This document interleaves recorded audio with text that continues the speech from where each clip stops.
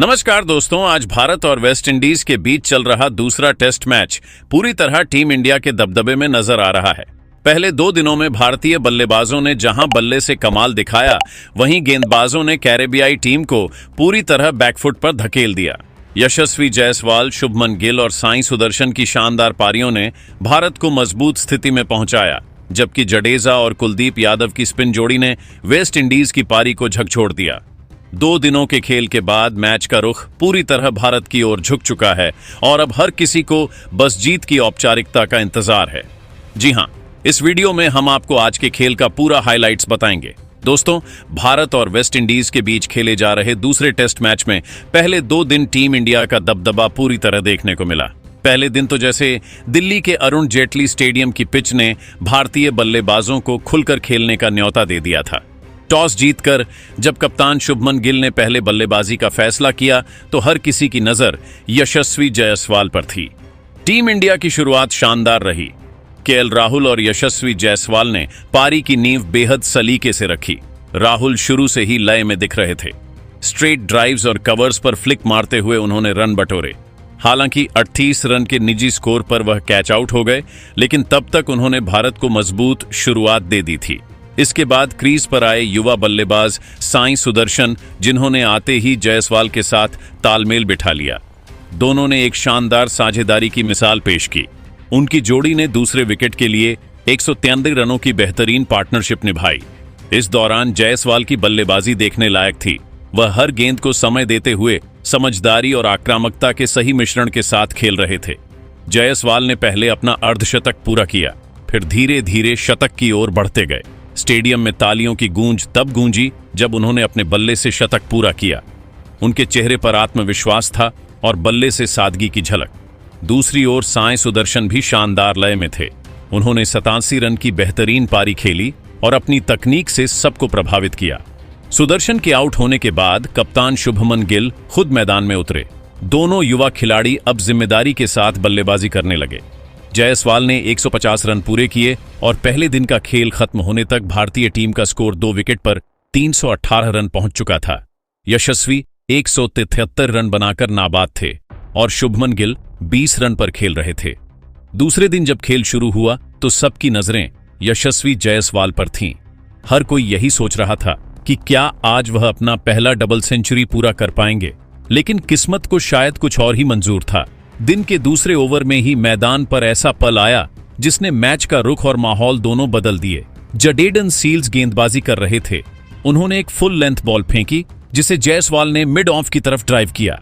गेंद सीधा फील्डर के पास गई, लेकिन जायसवाल ने बिना देखे रन के लिए कॉल किया।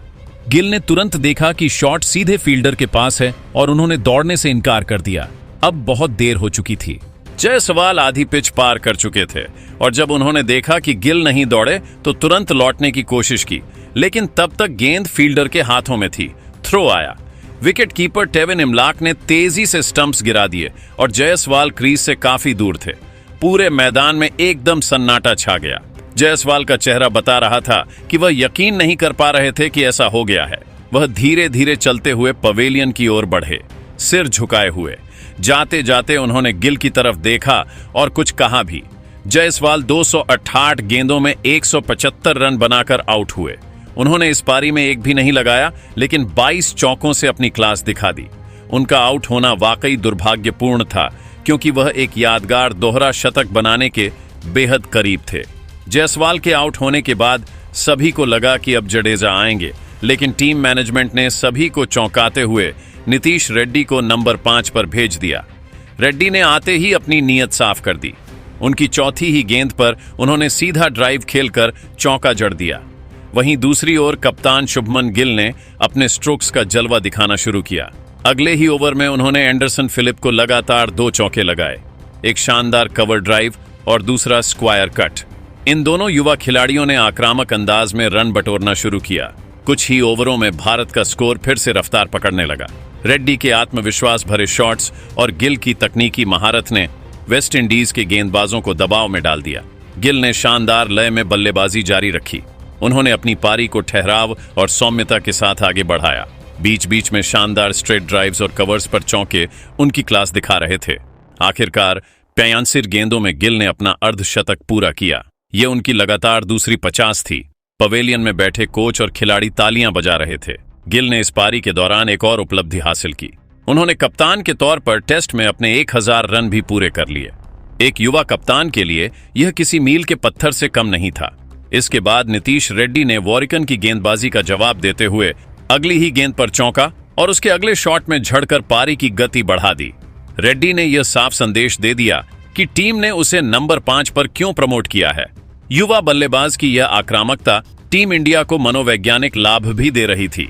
वहीं वॉरिकन के अगले ओवर में रेड्डी ने लॉन्ग ऑन की दिशा में एक और जोरदार लगाया, जिससे टीम इंडिया का स्कोर 400 रन के पार पहुंच गया।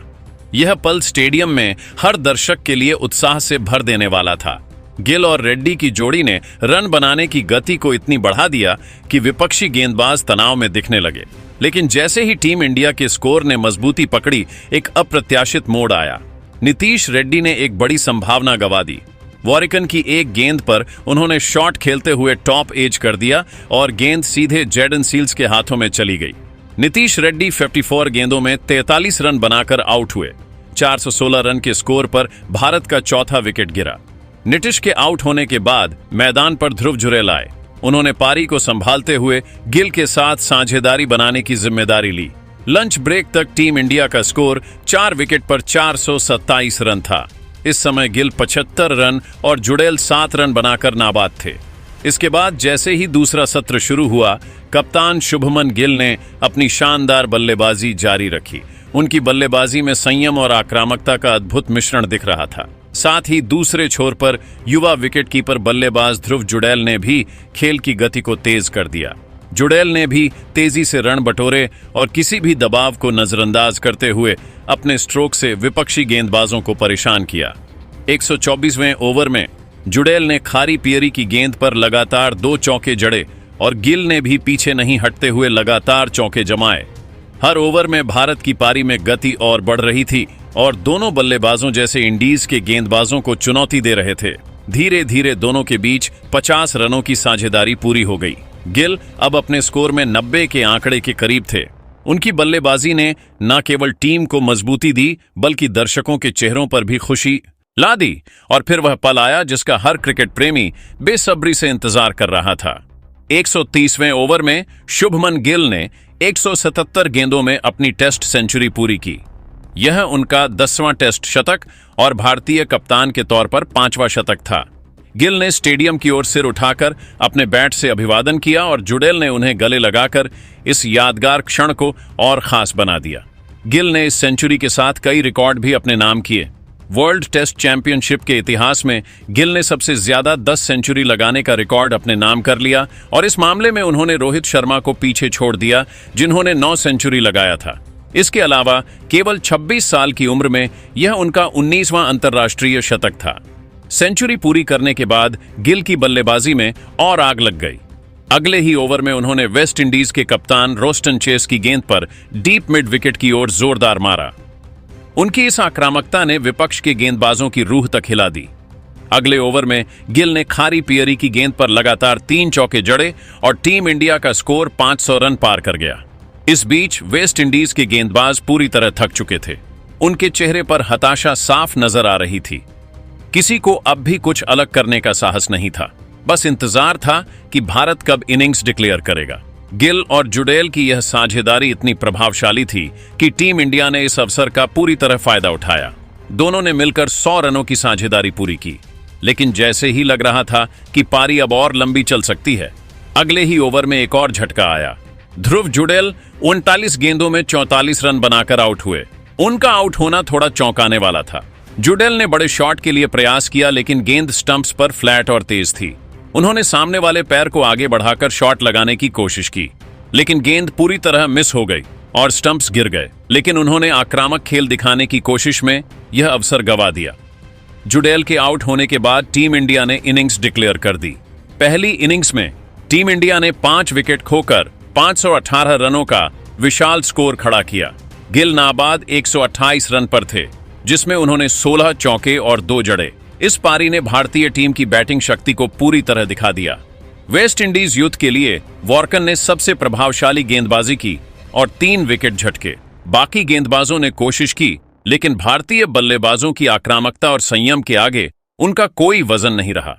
इस पारी की खूबसूरती यह थी कि यशस्वी जायसवाल ने पहले टॉप स्कोर 175 रन बनाए, लेकिन रन आउट ने उनकी शानदार पारी को जल्दी रोक दिया। गिल ने कल के मुकाबले न केवल अपनी तकनीक को सुधार कर बल्कि अपने प्राकृतिक खेल को आज मैदान में उतारा।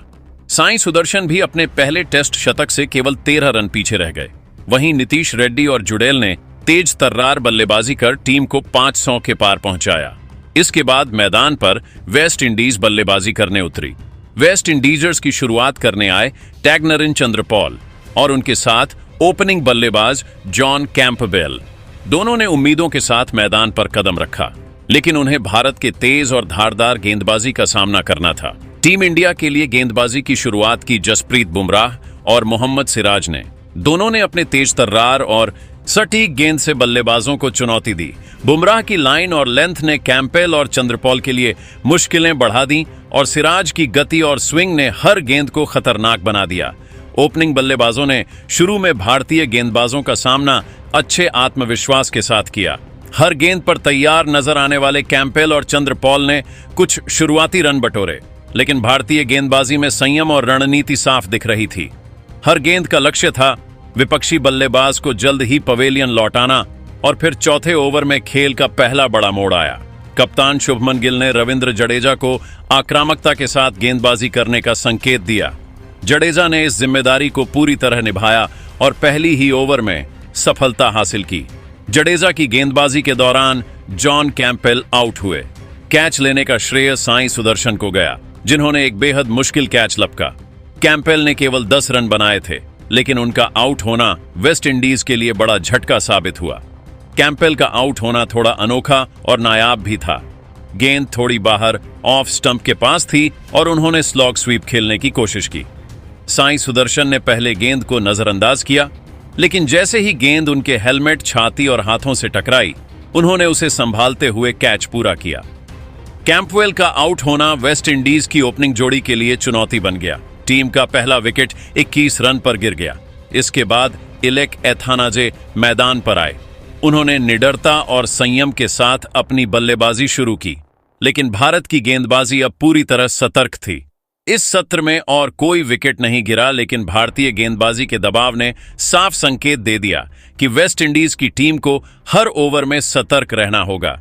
टी ब्रेक तक वेस्ट इंडीजन का स्कोर 1 विकेट पर 26 रन था। यह सेशन भी भारत के नाम रहा। दिन का आखिरी सत्र में दोनों बल्लेबाजों ने शुरुआत में बेहद धैर्य और समझदारी से खेला। भारतीय स्पिन तड़ी रविंद्र जडेजा, कुलदीप यादव और वॉशिंगटन सुंदर एक-एक गेंद पर दबाव बनाने की कोशिश कर रहे थे, लेकिन इन 2 कैरेबियाई बल्लेबाजों ने हर चुनौती का जवाब ठंडे दिमाग से दिया। खासकर